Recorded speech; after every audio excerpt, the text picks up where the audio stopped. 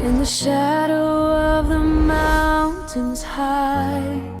Inscriptions confirm the Roman presence we suspected. This changes our timeline significantly. And the pottery shards align with that theory as well. Vertebral column steady at 55 inches. Cranial circumference is significantly larger than expected. Confirm the markings on the pelvis. You are near, you calm my fear. Lord, I believe you. What if ancient stones could talk? What if buried scrolls, broken pottery, and forgotten cities could reveal secrets that have the power to confirm or challenge the Bible? Today, we're diving into 5 archaeological discoveries that do exactly that. 4 of them strengthen the most famous accounts of the Bible. 1 raises questions no one was ready to ask. But all of them force us to consider what we thought we knew about the most influential book in human history. And discovery number 4, let us just say it is not just a twist. It is a direct hit to what you thought was solid ground. But why should archaeology matter to faith? Why should ancient stones and clay tablets influence what we believe yet don't believe? Because the Bible isn't just a book of spiritual teachings. It is filled with dates, dynasties, battles, cities, and kings. It makes historical claims, not just theological ones. And for centuries, that has been the line in the sand. If you can verify it, does it become more true? And if you can't, does that shake you? This is where archaeology steps in, not as a weapon, not as a savior, but as a spotlight, shining on truths hidden for millennia. Some discoveries confirm biblical stories with breathtaking accuracy, inscriptions that match scripture word for word. Others send shockwaves, like findings suggesting different timelines. So, how do we make sense of that? Can faith and science walk together? Or are they on a collision course? That is the tension you'll feel throughout this video. Faith versus facts, tradition versus discovery, certainty versus the unknown. Whether you're a believer, a skeptic, or someone just hungry for the truth, what follows will challenge, inform, and fascinate you. We're traveling thousands of years into the past, across deserts, caves, and ancient battlefields. And remember, number 4 changes everything. The shadow of the mountains high. Discovery number 1. The Tel Dan Stele in 1993. On the northern edge of modern-day Israel, a team of archaeologists was excavating the ancient site of Tel Dan, a city mentioned several times in the Hebrew Bible, when they uncovered something completely unexpected. Amid shattered pottery and collapsed structures, they found a broken slab of basalt. It was dark, jagged, and covered in faint Aramaic script. At first glance, it looked like just another fragment of a forgotten kingdom. But when translated, a few lines stood out like lightning in the dark. Among them, Beit David, the house of David. And just like that, a centuries-old debate exploded.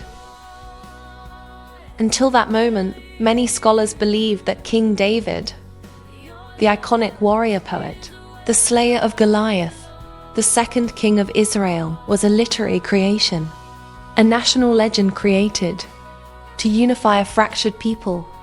The Bible told grand stories about him. Sure, but where was the evidence? There were no inscriptions, no monuments, no coins, no mention of him outside of the Bible. David, according to many, was a myth. But now, here was physical evidence, etched in stone, likely by an enemy king, referencing David not as a mythological figure, but as the founder of a dynasty. This inscription is believed to have been commissioned by Hazael, king of Aram Damascus, around the 9th century BCE. In it, he brags, about defeating the kings of Israel and Judah, specifically one from the house of David. And that matters a lot because hostile sources, records written by enemies of a people, are often more credible than friendly ones. If your enemies mention your name in stone, they weren't trying to do you a favor. They were acknowledging your existence because they couldn't ignore it immediately. The Tel Dan Stele was dubbed the smoking gun for biblical archaeology, a definitive piece of external evidence that King David was more than just a bedtime story. But not everyone agreed. Critics quickly surfaced. Some claimed House of David could be a place, not a person. Others argued the text was too fragmentary to be conclusive. Maybe it meant something else entirely. But linguistic experts pushed back. The phrase Beit David was consistent with naming conventions used throughout the ancient Near East. It meant dynasty. A royal house descended from a founding figure. In fact, it mirrors how other monarchies referred to themselves, like the House of Omri in Israel, or the House of Ahab. It is political language, not poetic. What is more, the timing aligns. The stele dates to a period of violent clashes between the kingdoms of Israel, Judah, and Aram Damascus. Conflicts described in detail in the biblical books of Kings and Chronicles. The names match. The context fits. And so, with just 3 words, the Tel Dan Stele turned a controversial, possibly fictional figure into a historically plausible king, one whose dynasty was known, feared, and recorded by his enemies. But there is an even deeper layer to this, because this find didn't just elevate David to the status of probably real. It reframed how scholars began to treat biblical narratives as sources. For decades, archaeology was used primarily to disprove the Bible. But now, some were asking a different question. What if the Bible is not pure myth, but memory distorted? Yes, but rooted in something real. This was a turning point suddenly. Archaeologists were re-examining sites and inscriptions they'd previously dismissed. If David was real, what about Solomon? What about the United Monarchy? What about Jerusalem in the 10th century BCE? And that is when things got complicated again. Because while the Tel Dan Stele provided evidence of the dynasty of David, it also raised new questions. If the House of David existed in the 9th century BCE, what exactly was Judah like in his time? Was it a powerful kingdom or a small tribal confederation with big stories? The archaeological record of Jerusalem during the reign of David is surprisingly thin. Some argue that is due to continuous settlement destroying earlier layers. Others say it is because Jerusalem simply wasn't that developed yet, challenging the grandeur of his biblical portrait. This is the beauty and the frustration of archaeology. Every answer comes with a new set of questions. But one thing is certain. After the Tel Dan Stele, no serious scholar could claim David was pure fiction, was remembered by enemies. He founded a dynasty, and he left a trace, not in gold, but in stone, and that changes everything now. If one broken stele can breathe life into a biblical king once thought to be myth, what happens when we find ancient scrolls that preserve the actual words of the Bible almost unchanged across thousands of years? Because that is exactly what happens in discovery number 2. I lift my eyes, for you are near. You calm my fear. Discovery number 2. The Dead Sea Scrolls in 1947. A young Bedouin shepherd threw a rock into a cave in the cliffs near Qumran, just northwest of the Dead Sea. He was searching for a lost goat. What he found instead would become one of the most important archaeological discoveries of the 20th century. The rock struck something that didn't sound like stone. It echoed When the boy entered the cave, he saw ancient clay jars, sealed for over 2,000 years. Inside them, fragile, rolled-up pieces of parchment and papyrus. What he had stumbled upon were the Dead Sea Scrolls, a collection of texts that would ignite a firestorm in religious, academic, and political circles. Over the next decade, thousands of scroll fragments would be discovered across 11 caves, representing over 900 different manuscripts, including nearly every book of the Hebrew Bible, some in multiple copies. But here is the part that stuns scholars.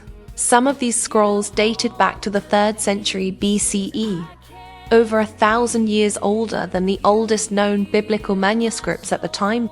So why does this matter? Because for centuries, skeptics argued that the Bible was a corrupted, manipulated document, altered across generations, rewritten by scribes with agendas, distorted from its original form. The theory went, the further back you go, the more different the Bible must have looked. But when scholars began comparing the Dead Sea Scrolls with the Masoretic text, the version of the Hebrew Bible used in most modern translations, they found something shocking. They were almost identical. Sure, there were minor spelling variations and occasional word shifts, but the core content? Unchanged. Prophecies, laws, psalms, genealogies, preserved with stunning accuracy over a millennium of copying. This was more than preservation. It was a revelation. It told scholars, believers, and critics alike that the biblical text hadn't been hopelessly corrupted.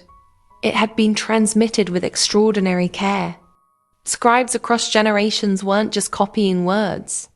They were preserving a sacred legacy, letter by letter, line by line. But the Dead Sea Scrolls did more than confirm the Bible. They complicated it. Among the biblical texts were non-canonical writings like the Book of Enoch, the War Scroll, and the Community Rule. Books not found in the Bible today, but clearly important to the Qumran sect that guarded them. Some revealed radically different interpretations of messianic prophecy, law, and temple rituals. In other words, the scrolls not only preserved the Bible, they opened a window into how Judaism was evolving during the Second Temple period. This was a world full of competing ideas, sects, and interpretations. A world into which Jesus would later be born. And here is where it gets really interesting. One scroll, known as the Isaiah Scroll, was found nearly fully intact, 22 feet long, and dated to over a century before Christ. When compared with the book of Isaiah in modern Bibles, the match was astonishingly accurate. That meant that messianic prophecies, like the suffering servant, in Isaiah 53 had not been added after the fact. They were already there, long before the New Testament was written. For Christians, this felt like confirmation.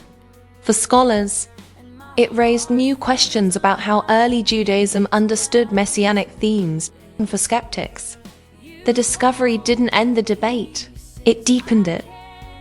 Because while the scrolls affirmed much of the biblical text, they also showed us that scripture existed in a world full of rival interpretations, and that the version we know today was just one thread in a much more complex tapestry. The Dead Sea Scrolls are not just dusty relics. They are living echoes of a turbulent spiritual revolution. They remind us that the Bible didn't just drop from the sky. It was shaped, preserved, and interpreted by real people in real places facing real challenges. And they beg a powerful question. If these scrolls sat untouched in desert caves for 2,000 years, what else could be hidden?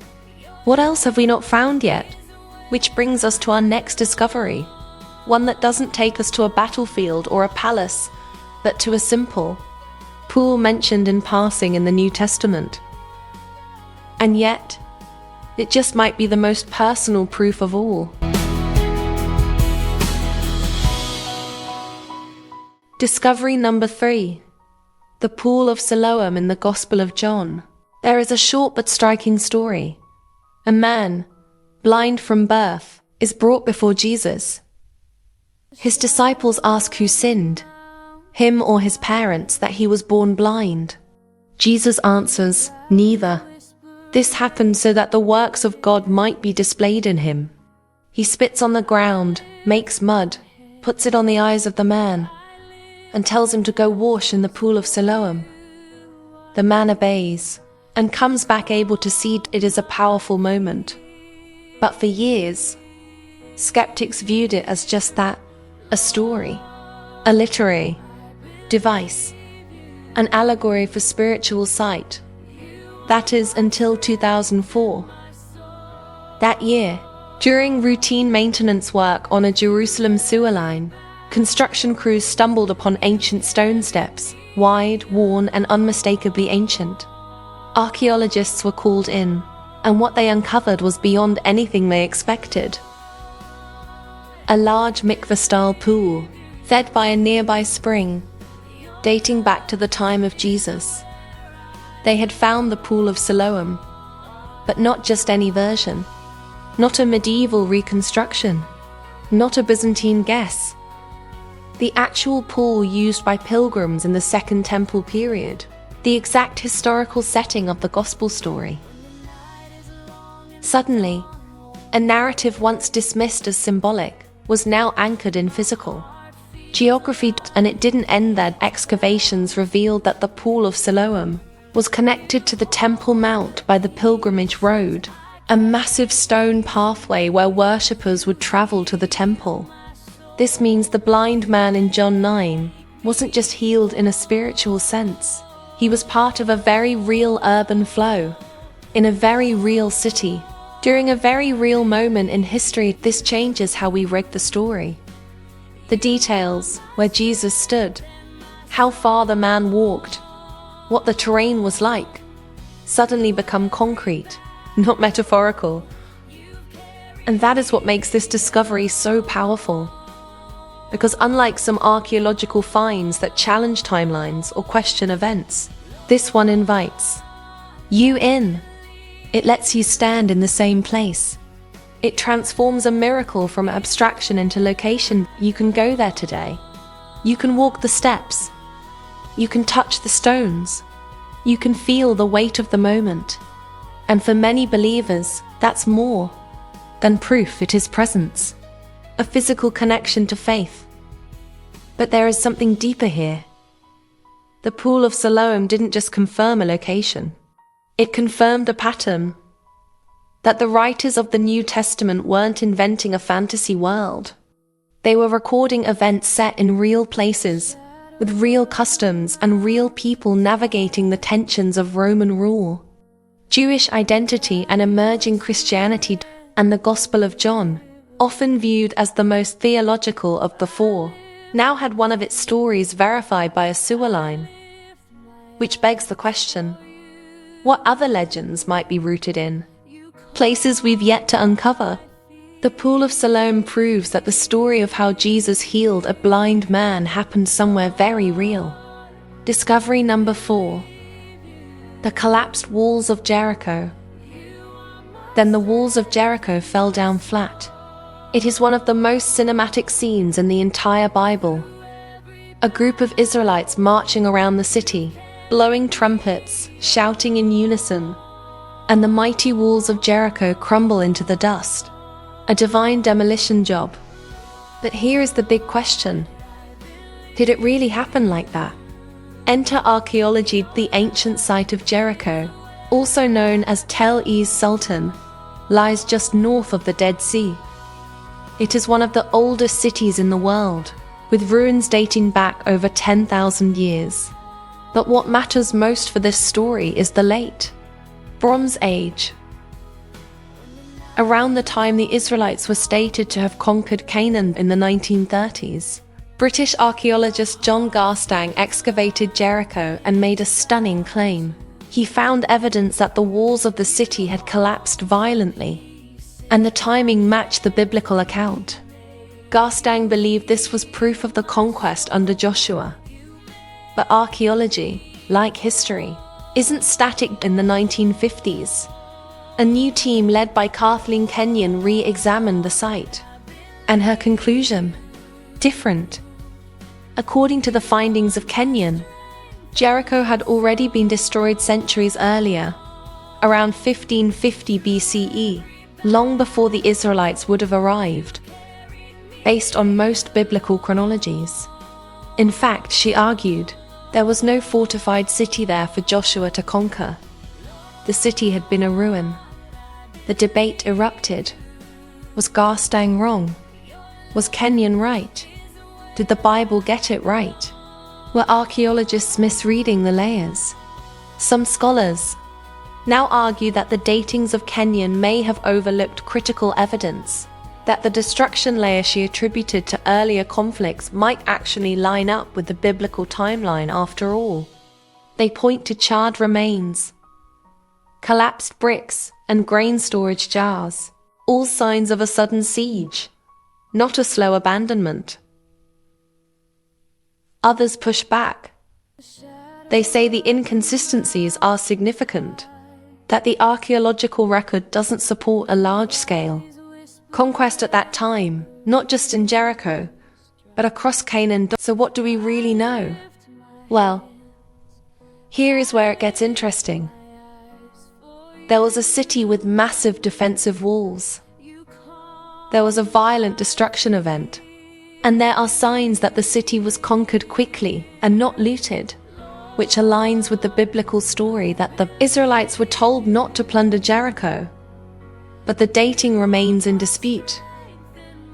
Depending on how you interpret the evidence, you either get a remarkable confirmation of the biblical narrative or a real historical contradiction. This puts the story of Jericho in a strange place, caught between faith and forensic science. For believers, the debate doesn't weaken the Bible. It enhances it.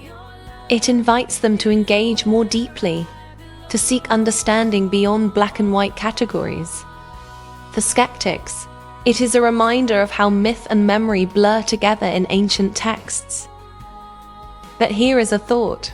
Maybe archaeology isn't meant to prove the Bible. Maybe it is meant to interact with it, to ask hard questions, to challenge assumptions, and to uncover the human drama behind the divine narrative. Because regardless of where you land, one thing is certain: the story of Jericho refuses to go quietly, and if walls can fall once, they can fall again.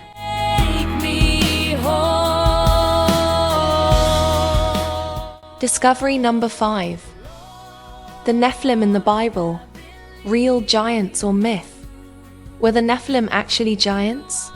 Or are we simply misreading ancient metaphors? The Bible seems clear. In Numbers 13 verse 33, the Israelite spies report seeing the descendants of the Nephilim in the land of Canaan. They say, "We seemed like grasshoppers in our own eyes, and we looked the same to them." That is not symbolic language. That is terror. The Hebrew word Nephilim doesn't explicitly mean giants, but the Septuagint, the Greek translation of the Old Testament, renders it as gigantes. And that word has shaped imaginations for thousands of years. But here is where it gets fascinating. Cultures across the globe speak of giants in Sumerian myths. The Anunnaki were towering beings from the heavens. In Greek mythology, the Titans were gods of enormous size and strength. Native American legends, Norse sagas, Hindu scriptures, all tell of enormous humanoids who roamed the earth, built great cities, and fell in catastrophic wars. Coincidence? Or collective memory? Even ancient architecture adds fuel to the fire. Megalithic structures like Baalbek in Lebanon feature stones weighing hundreds of tons, precisely stacked. Who moved them? Who built them? Some theorists suggest the builders weren't just skilled, they were massive. And then, there are the skeletons. Throughout the 19th and early 20th centuries, newspapers across America reported bizarre findings. Human bones measuring over 8, 9, sometimes 12 feet tall, often buried in mounds, with strange skull shapes and double rows of teeth. These reports were frequent and oddly consistent. Yet today, they're dismissed as hoaxes, misidentifications, or simply erased from public knowledge. Why? Some believe the Nephilim were a lost species of hominids. Others think they were angel-human hybrids, whose DNA corrupted the human genome. And some say the term giants was spiritual, that the Nephilim were giants of influence, of violence, of wickedness, not necessarily of height. Still, when the text says, "We were like grasshoppers," it doesn't sound metaphorical. Deeper you dig, the stranger it gets. Because whether you believe in literal giants or not, nearly every culture agrees. Someone or something walked the earth in ancient times and left behind more questions than answers. 5 discoveries. 5 pieces of history buried in stone, sand, and scroll. 4 of them confirm what the Bible has claimed for thousands of years. 1 raises questions that don't come with easy answers, but all of them remind us of one powerful truth. The past is never really gone. It is just waiting to be found. From the quiet whisper of Tel Dan Stele of the dynasty of David, the breathtaking preservation of sacred texts of the Dead Sea Scrolls, to the Pool of Siloam, quietly resting beneath modern Jerusalem, connecting ancient miracles to modern faith, to the fallen walls of Jericho that may or may not have crumbled at the timeline stated. Each discovery holds something more than artifacts. They hold stories. Most match what we've been told. A couple challenge us to dig deeper, not just into the ground, but into our understanding of belief, history, and truth itself. Because here is the reality. Faith and archaeology are not enemies. One asks why. The other asks what? And somewhere in between, we find the human story. Messy, profound, incomplete, and absolutely worth exploring. If anything, these discoveries don't diminish the Bible.